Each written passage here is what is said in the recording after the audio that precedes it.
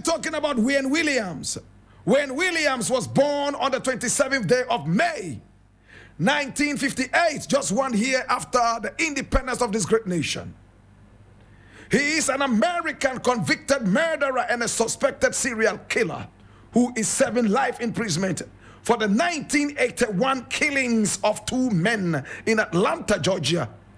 Although never tried for the additional murders, he's also believed to be responsible for the other people that were said to have been killed by this same serial killer. About 24 other killings, my brother, my sister, done between 1979 and 1981. He is also known as the Atlanta child murderer. This is the class.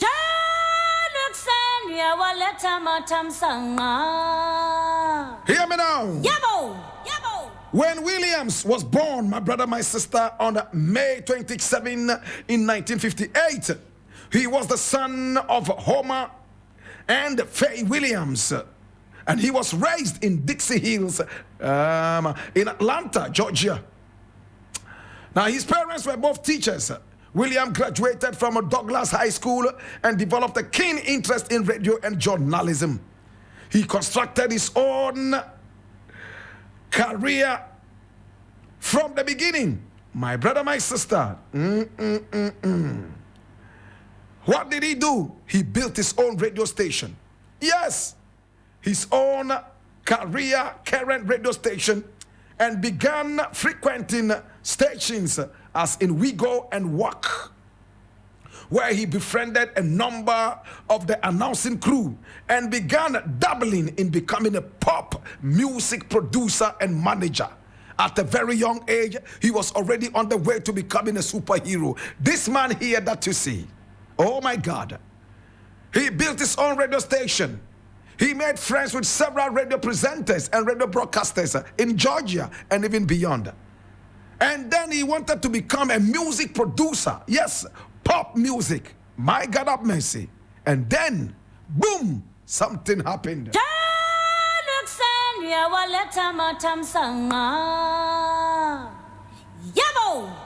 He himself was born on May 27, 5 days before his birthday.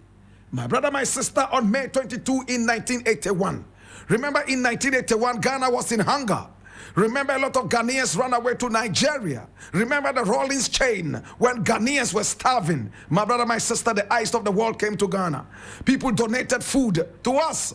My brother, my sister, when Ghana was in that state, this man here known as Wayne Williams, my brother, my sister, on this day, May 22, 1981, something happened when a police surveillance team watching the James Jackson Parkway Bridge spanning the Chattahoochee River. My brother, my sister, and the Chattahoochee River forms the southern halt of the Alabama and Georgia border. It's a beautiful river that so many people know. My brother, my sister, it catches your eye. It's serene and beautiful. Now, the police was around there looking at the river and taking surveillance over the area when they heard splash in the river. They wondered what had fallen. Then they saw this man here called Wayne Williams walking on the bridge. So they walked over to him and asked him, "Did you just drop anything in the river?" He said, "No." "Where are you moving to?" He said, "I am going out there to visit a friend by name Cheryl Johnson." And they asked him, "What is the phone number of Cheryl Johnson?" He gave out a phone number. "What is the address of Cheryl Johnson?" He gave out an address. When the police checked it out later, they realized that they were both fictitious. There was nobody called Cheryl Johnson, and there was no address like that. So he became a suspect.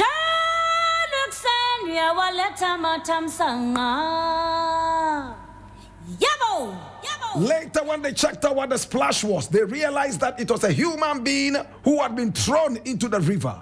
My God have mercy. Now, the first automobile to exit the bridge after the splash, after roughly 2:50 a.m., belonged to Williams. They stopped his car.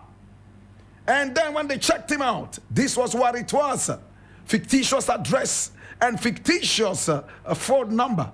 2 days later, on May 24, the nude body of yet another person by name Nathaniel Carter, he was 27, was also missing. And when the police checked it out, they realized that the same way the first person was killed, it happened the same way. My God.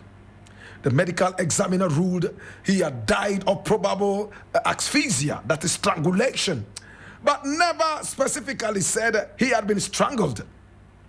Police thought that Williams had killed Carter and that his body was the source of the sound they heard as his car crossed the bridge. My God, can you understand that? My brother, my sister, the sound was heard, plash. The police started to look for the body. They looked and looked and looked. Then they realized after 4 days that somebody was missing. So they went under the bridge and checked.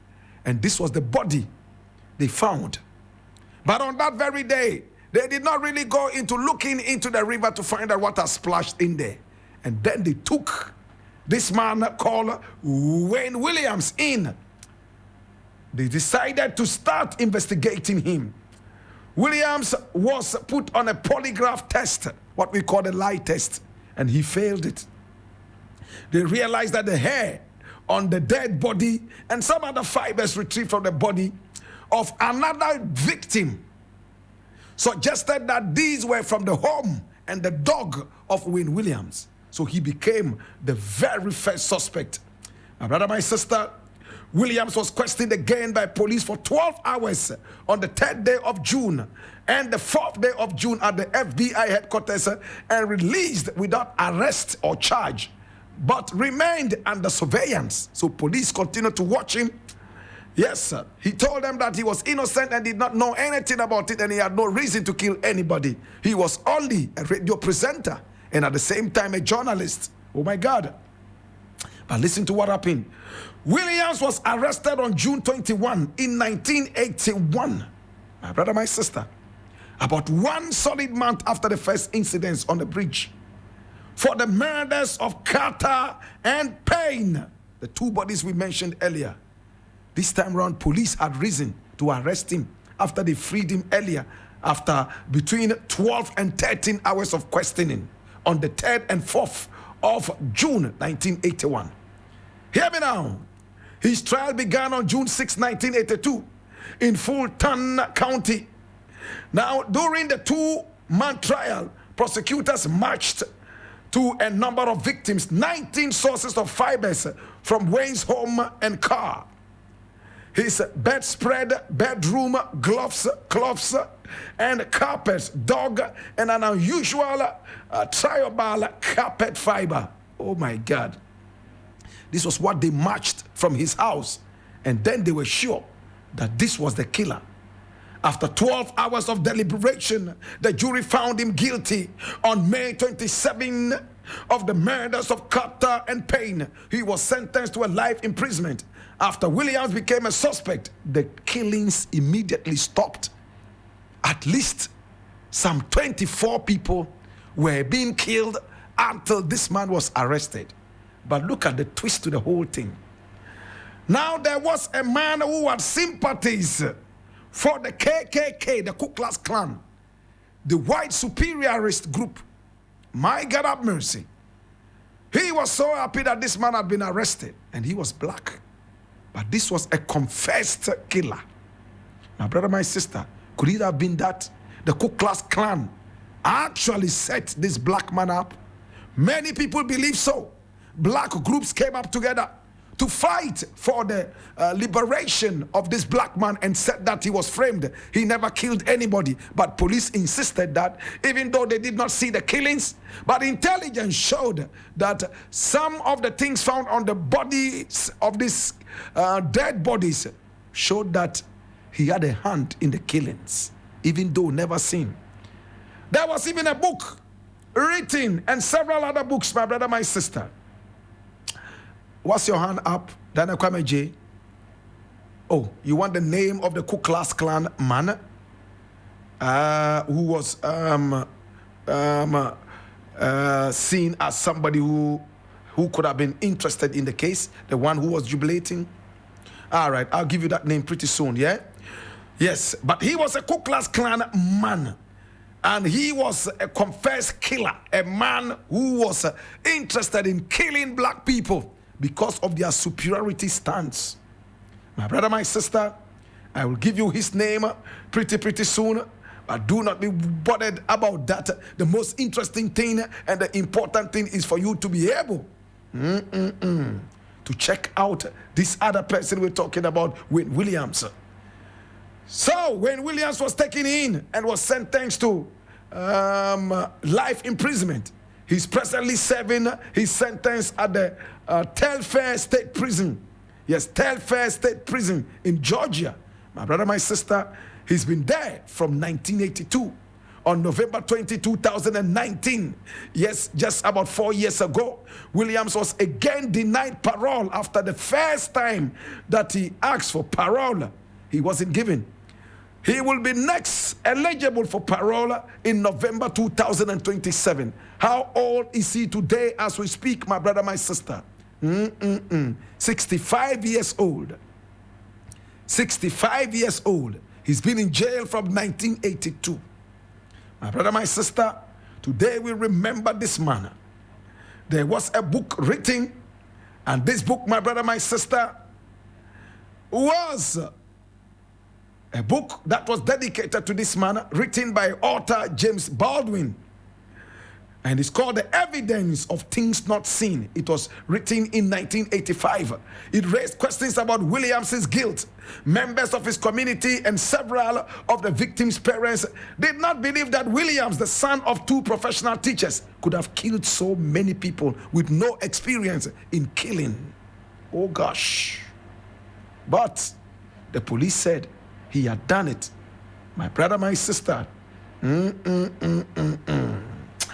Now, there was a convicted murderer by name Sidney Dorsey, who was an Atlanta homicide detective. In fact, he was an Atlanta homicide detective.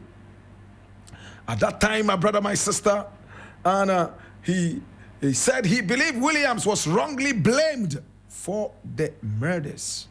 And he was a convicted murderer.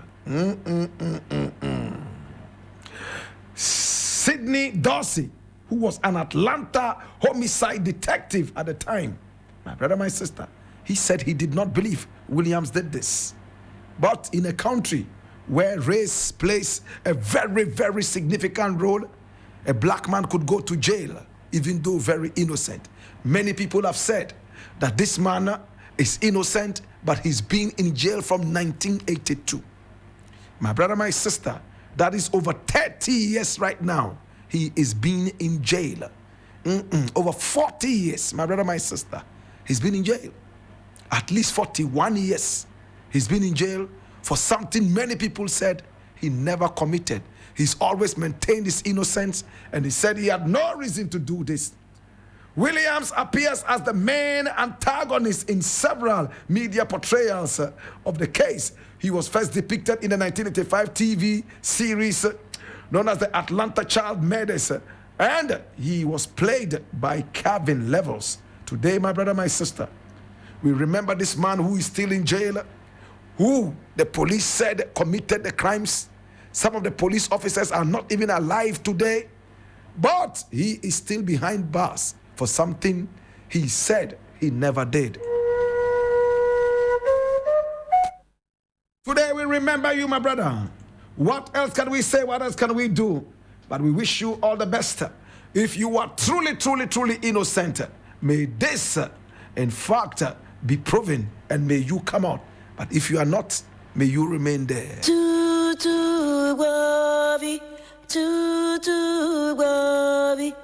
Papa